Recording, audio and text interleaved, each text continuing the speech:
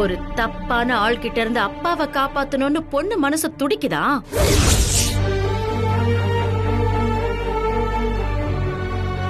அம்மா, அப்பாவை காப்பாத்தணும்ல நான் துடிக்கல. என் இன்ஸ்பெக்டர் தம் பர்சனல் பலவீனத்தால ஒரு கிரிமினலோட டிராமாவை நம்பி ஏமாந்துட்டு இருக்காரு. எல்லா உண்மையும் தெரிஞ்சுன்னா எப்படிமா வேடிக்கை பார்த்துக்கிட்டு இருக்க முடியும்? ஒரு கான்ஸ்டபிள அவ யாருங்கறத நான் நிரூபிச்சு அவரை காப்பாத்த வேண்டியது என் கடமை இல்லையாமா? மயிலு, உனக்குள்ள இருக்கிற கடமை உணர்ச்சி உன்னை இப்படி பேச வைக்கல. பொண்ணுங்கிற பாசம் தானே உன்னை இப்படி உருக வைக்குது. ஆமா, நான் அது பார், இல்லன்னா மழுப்பாத. பிறந்ததுல இருந்தே உன்னை பாத்துட்டு இருக்கிறவனா உன் மனசு என்னன்னு எனக்கு நல்லா தெரியும். உனக்கு அவர் மேல கோபம் வருத்தம் எல்லாம் இருக்குதான். ஆனா அவர் பொண்ணுன்னு உருகிறத பார்த்த உடனே அந்த கோபத்தோட தீவிரம் குறைஞ்சு பாசம் அதிகமாயிடுச்சு. அதான் நடக்கிறத பார்த்துட்டு அமைதியா இருக்க முடியாம உன்னை தொந்தரவு பண்ணிக்கிட்டே இருக்கு. ஏன் அளவுக்கு உனக்கு கோபமும் வைராகியமும் இருந்துச்சுன்னா இந்த விஷயம் எதுவுமே உன்னை பாதிக்காது. அவ போடுற நாடகத்தையும் அந்த ஆள் ஏமாந்து நிக்கிறதையும் பார்த்து நீ சந்தோஷதா பட்டிருப்ப. ஒவ்வொரு தடவையும் இந்த மாதிரி என்கிட்ட வந்து புலம்பிட்டு இருக்க மாட்டேன்.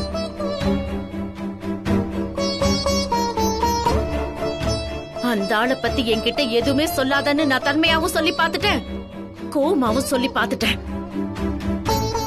என் பேச்ச கொஞ்சம் கூட கேட்காம நீ திரும்ப திரும்ப அதே தப்பதான் செஞ்சுக்கிட்டு இருக்க. உன்னையும் அறியாம உனக்கு அவர் மேல வந்திருக்கிற பாசமே உன்னோட பலவீனமா மாறிடுமோன்னு எனக்கு பயமா இருக்கு மயில. அம்மா, அப்படி எல்லாம் நடக்காதுன்னு நான் தான் உன்கிட்ட உத்தரவாதம் கொடுத்திருக்கேன்ல. அந்த உத்தரவாதத்துல நீ எவ்வளவு உறுதியா இருக்கன்னு எனக்கு தெரியல மயில. பாசங்கிறதும் ஒரு வகையில போதைதான். அது கொஞ்சம் கொஞ்சமா உள்ள இறங்கி நம்ம மூளைய மழுங்கடிச்சிடும். நம்ம கவனத்தை சிதறடிச்சு நாம போக வேண்டிய வழியில இருந்து நம்மள மாத்தி நிறுத்திடும். நாம அதை புரிஞ்சுக்கிற காலம் வரும்போது திரும்பி போக கூட முடியாம நாம ரொம்ப தூரம் போயிருப்போம் மயிலு.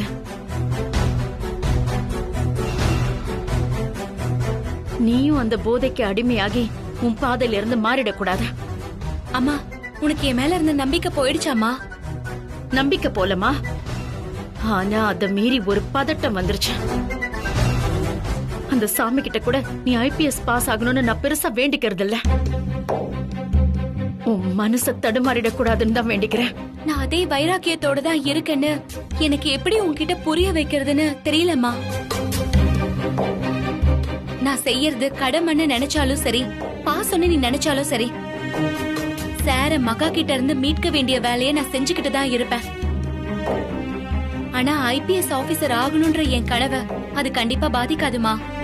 அது நிஜமாவே பாதிக்காம இருக்கணும்னா நீ அவரோட விஷயத்துல ஒதுங்கிதான் இருக்கணும். அவளை பொண்ணா நினைச்சு அவர் ஏமாந்தாலும் இல்ல ஒரு போலீஸ்காரரா ஏமாந்தாலும் ரெண்டுமே அவருக்கான தண்டனை தான். அந்த தண்டனையில இருந்து அவரை காப்பாத்தணும்னு துடிக்காம உன் வேலைய மட்டும் பாரு. உன்கிட்ட இந்த அம்மா எதிர்பார்க்கறது அது மட்டும்தான். தேவையில்லாத விஷயத்துல மனசு அலைப்பாய விட்டு உன் கனவை நீ கோட்டை விட்டுறாத மயிலு. நீ IPS ஆகணுங்கிறது உன்னோட வெற்றியோ என்னோட வெற்றியோ இல்ல மயிலு. பொம்பளைங்க எதுக்குமே லாய்க்கில்லைன்னு நினைக்கிற ஆம்பளைங்க புத்திக்கு நாம கொடுக்க போற பதிலடி. அதுல நாம தோத்துடக்கூடாது மயில.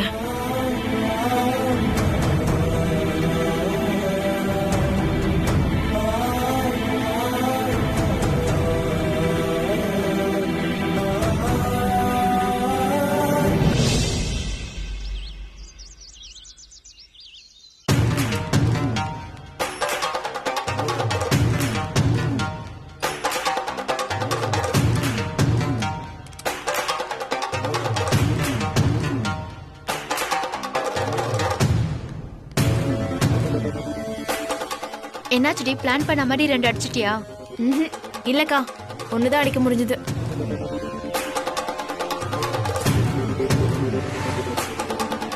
விஜயா இங்கதான் சுத்திட்டு இருக்கான்னு ஜுவல்லரி ஷாப் மட்டும் இல்லாம மத்த எல்லா கடையும் அலாட் பண்ணிட்டாங்க போல இருக்கு.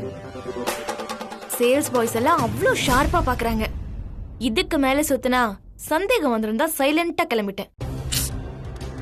சில சமயம் அப்படிதான், கிடைச்சது போதும்னு கிளம்பிடணும்க்கா. வீரத்தை காட்டுறோன்னு ஓவரா ரிஸ்க் எடுத்தா மாட்டிப்போம்.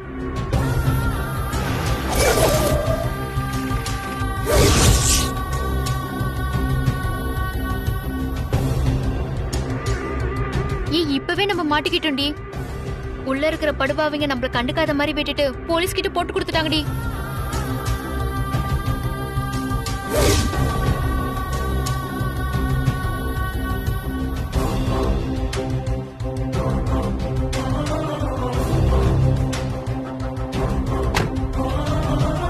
ஏங்கா பயந்து சாகுற? நம்மள மாதிரி கிரிமினல்ஸோட முதல் தகுதியே போலீஸ பார்த்தாலும் கேஷுவலா இருக்கிற மாதிரி நடிக்கிறது தானேக்கா.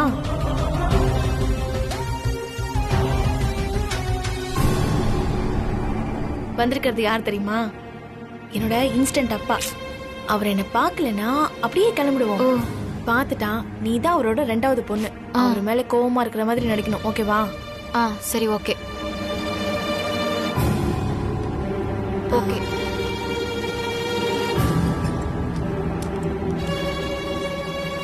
மகா,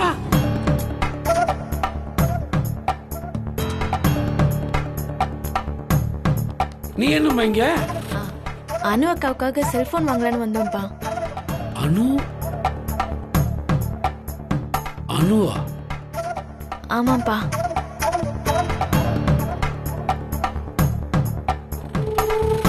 அனுமா, உன்னை 2 வயசு குழந்தையில பார்த்ததுமா இப்ப அடையாளமே தெரியாத அளவுக்கு வளர்ந்து நிக்கிற. அனுமா, அனுமா. வேண்டாம், விட்டுருங்கப்பா. பப்ளிக் பிளேஸ்ல நீங்க அசிங்கப்படுறத என்னால பார்க்க முடியாதுப்பா. இல்லம்மா, என் முகத்தை கூட பார்க்காம போறாமா. சாரிப்பா. அம்மா மாதிரியே 2 அக்காவும் இன்னும் உங்க மேல கோவமா தான் இருக்காங்க. நேரம் கிடைக்கிறப்பெல்லாம் நான் உங்களை சமாதானம் பண்ண ட்ரை பண்ணிட்டு தான்ப்பா இருக்கேன். ஆனா அவங்க மனசு இன்னும் மாறவே இல்லப்பா. பரவாயில்லம்மா, 20 வருஷத்து கோவத்தை உடனே மறக்கணும்னு நினைக்கிறது நியாயம் இல்லை. நீ என்ன மன்னிச்சு ஏத்துக்கிட்ட மாதிரி அவங்களும் மன்னிச்சு ஏத்துக்கிற நாள் வரும். மாடி, அதுக்காக எவ்வளவு நாள் வேணா காத்திருக்க நான் தயாரா இருக்கேன்.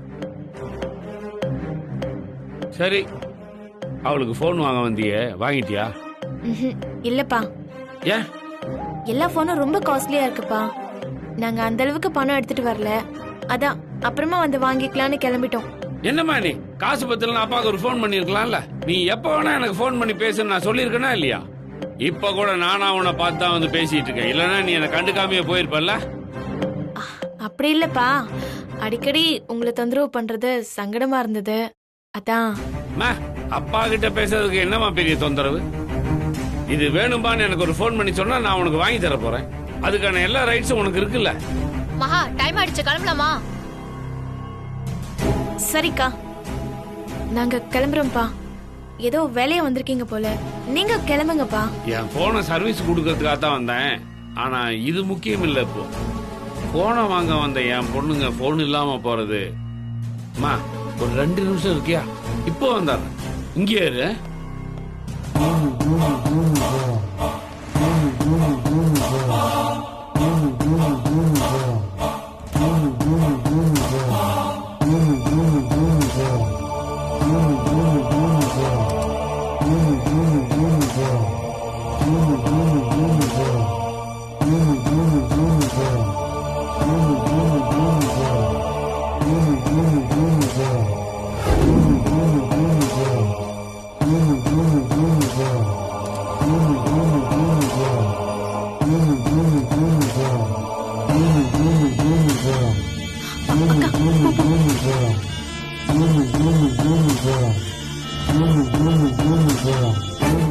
மகா, அணுகிட்ட இந்த போனை கொடுத்துருமா.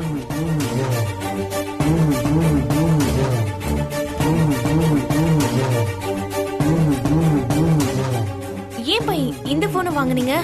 ஏமா, இந்த போன் தான் ரொம்ப நல்ல போன் கடையில் சொன்னானே. என் பொண்ணுக்கு பெஸ்டா வாங்கி கொடுக்கணும் தானே இதை வாங்கினேன். இது அணுவுக்கு பிடிக்காதாமா? நான் அதுக்கு சொல்லலப்பா. இதோட விலை 1 லட்சத்துக்கும் மேல இருக்கும்பா. இவ்ளோ காஸ்ட்லியான போனை எதுக்குப்பா வாங்குனீங்க? 10,000 15,000க்குலாமே நல்ல போன் கிடைக்குமேப்பா. விலையை பத்தி நீ ஏமா கவலைப்படுற? அப்பாங்கிற உரிமையோட நான் உங்களுக்கு எவ்வளவோ செஞ்சிருக்கணும். இந்த 1 லட்சத்தை போய் பெருசா பேசுறியே. என் பொண்ணுக்கு இதாவது வாங்கி கொடுத்தனே, அது எனக்கு எவ்வளவு சந்தோஷமா இருக்கு தெரியுமா?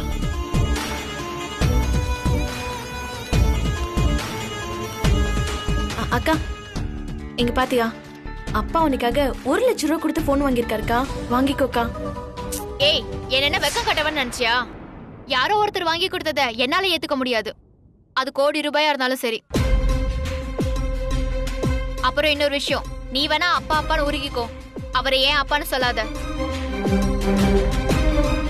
சரிக்கா, நீ இவரை அப்பான்னு ஏத்துக்க வேண்டாம், அவரை மன்னிக்கவும் வேண்டாம். அப்பா வாங்கி கொடுத்த இந்த போனையாவது வாங்கிக்கோக்கா. அந்த சின்ன சந்தோஷத்தையாவது அப்பாவுக்கு கொடுக்கா. இவரையே வேணான்னு சொல்லிக்கிட்டு இருக்க, இவர் வாங்கி கொடுத்த போனை மட்டும் வாங்கிப்பனா? நான் அப்படி செஞ்சா அதை விட பெரிய கேவலம் எனக்கு எதுவுமே இல்ல. எனக்கு இந்த போன் வேண்டாம். இது அவர் முகத்துல தூக்கி எறிஞ்சிட்டு இப்ப நீ என் கூட வர போறியா, நான் கிளம்பி போட்டுமா? அப்பா, இப்போதைக்கு நான் அதை எடுத்துட்டு போறேன்ப்பா. அக்காவை சமாதானம் பண்ணி இதை ஏத்துக்க வைக்கிறேன்ப்பா. அக்கா பேசினத மனசுல எதுவும் வச்சுக்காதீங்கப்பா.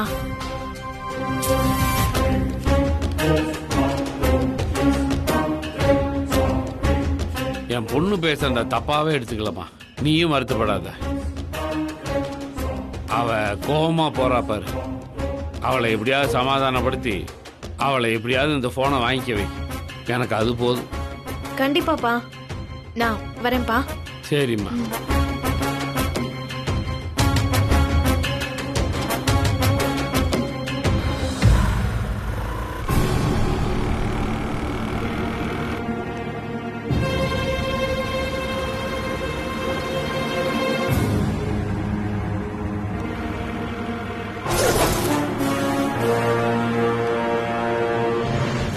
மாமா, அவங்க பேசுனது காதுல விழுந்துச்சா?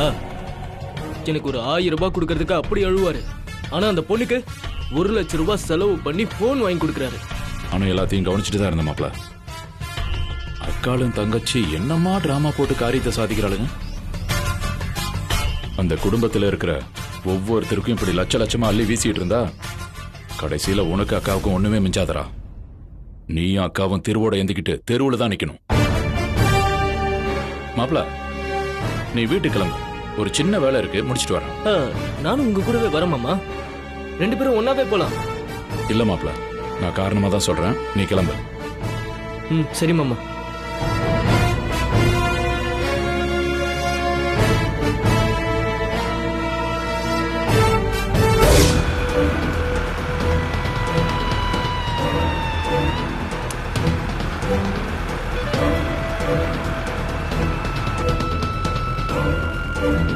காலையில யார் முகத்துல முழிச்சோனே தெரியலக்கா, இப்படி ஒரு லக்கி பிரைஸ் அடிச்சிருக்கு.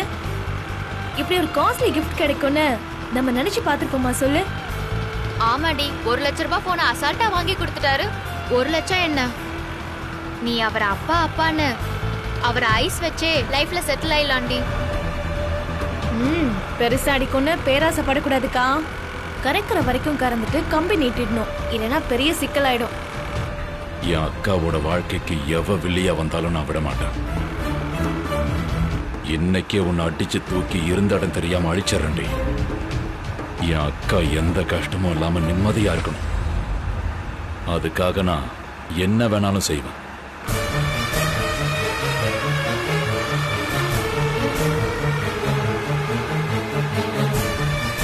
இதுதான் சரியான இடம்.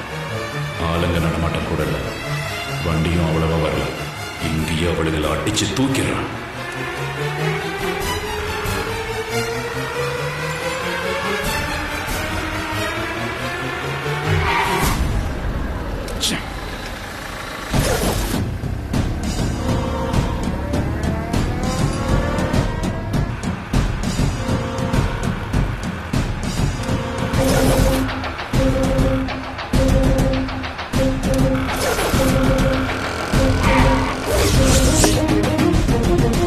சாவுகிறாக்கே, என்னடா வண்டி ஓட்டுற பண்ணாடா?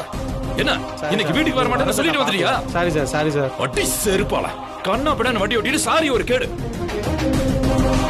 டேய், மரியாதையை வண்டி எடுத்துட்டு ஓடி போயிரு, இல்ல இருக்கிற கோத்துக்கு வண்டியை மேல ஏத்திடுவேன். போடா, எதுவும் பேசாத. ஓ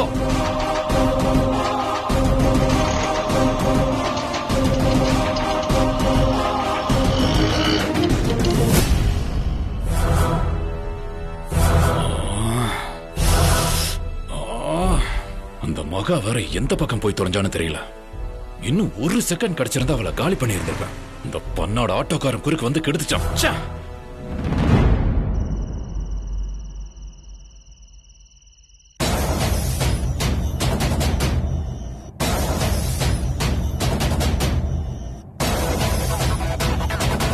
உன் போலீஸப்பா புண்ணியத்துல ஒரு சூப்பர் போன் கிடைச்சிருச்சு மகா.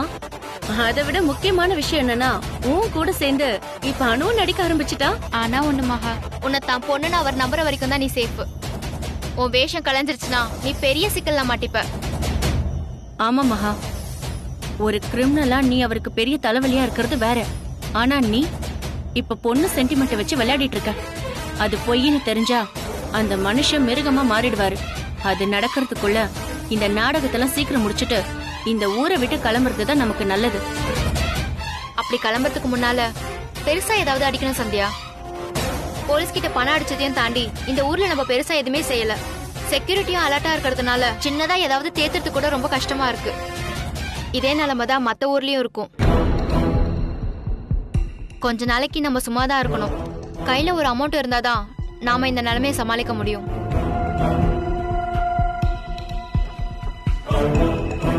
என்னடி நாங்க பேசிட்டே இருக்கோம், நீ அமைதியாவே இருக்க? நாங்க சொல்றது சரின்னு தோணுதா இல்ல நீ வேற ஏதாவது பெரிய பிளான் வச்சிருக்கியா? இல்லக்கா, நீங்க சொல்றதெல்லாம் சரிதான். பெரிய பெரிய சம்பவமா செஞ்சுட்டு இப்போ 5க்கும் 10க்கும் அல்லாடுறது எனக்கே கடுப்பாதான் இருக்கு. பெருசா எதையாவது அடிக்கணும், இந்த நாடகத்தையும் முடிக்கணும். கரெக்டா பிளான் பண்ணா ரெண்டையும் ஒன்னாவே செய்ய முடியும்க்கா. குருமூர்த்தி இப்ப நான் என்ன சொன்னாலும் கண்ணை மூடிட்டு தலையாட்டுற நிலைமையில தான் இருக்காரு. இதத்தான் நம்ம ஸ்மார்ட்டா யூஸ் பண்ணிக்கணும். அவரோட பொண்ணுங்கிற அடையாளத்தை வச்சு அவர் மூலமாவே ஒரு பெரிய ஆபரேஷன் நடத்தணும். அவர் தான் அதை செஞ்சாருன்னு பழி அவர் மேல போட்டு நாம அப்படியே எஸ்கேப் ஆயிடலாம். அதுக்கப்புறம் இந்த ஊருக்கும் குட் பை சொல்லிட்டு போயிட்டே இருக்க வேண்டியதுதான். ஐடியாலாம் நல்லாதான் இருக்குடி. நாம எப்படி இதை செய்ய போறோம்? எதை டார்கெட் பண்ண போறோம்னு சொல்லு. அத பத்திலாம் நான் இன்னும் யோசிக்கலக்கா. எனக்கு கொஞ்சம் டைம் கொடுங்க. ஒரே கல்லுல 2 மாங்காய் அடிக்கிற மாதிரி ஒரு பக்காவான பிளான போட்டுருவோம்.